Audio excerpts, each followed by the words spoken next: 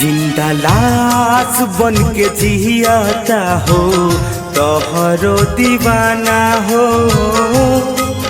जा खुश रही हो करब ना मना, जा खुश रही हो करब ना मना। जिंदा लाश बन के जियाता हो तोहरो दीवाना हो। जा खुश रही हो करब ना मना, जा खुश रही हो करब ना मना।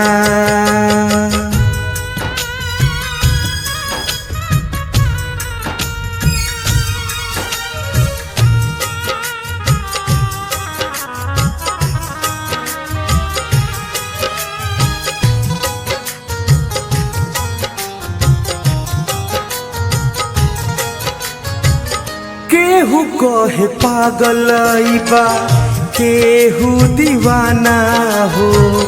का करम जिंदगी के बाटे ना ठिकाना हो। केहू कहे पागल बा केहू दीवाना हो।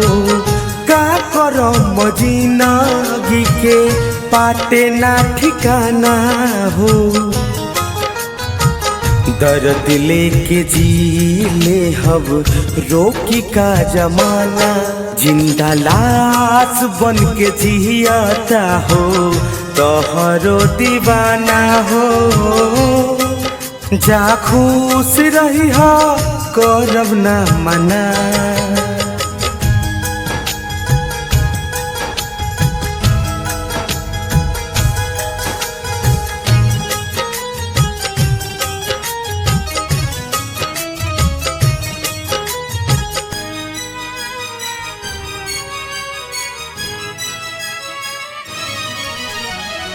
सौ से उमरिया जाने लागता पहाड़ हो।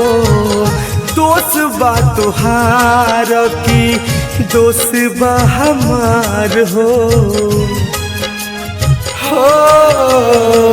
सौ से शरीरिया जाने लागता पहाड़ हो। दोष बा तुहार की दोष बा हमार हो।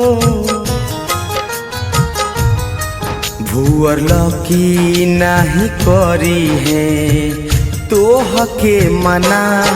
जिंदा लाश बन के जियाता हो तोहरो दीवाना हो। जा खुश रही हो करब ना मना, जा खुश रही हो करब ना मना।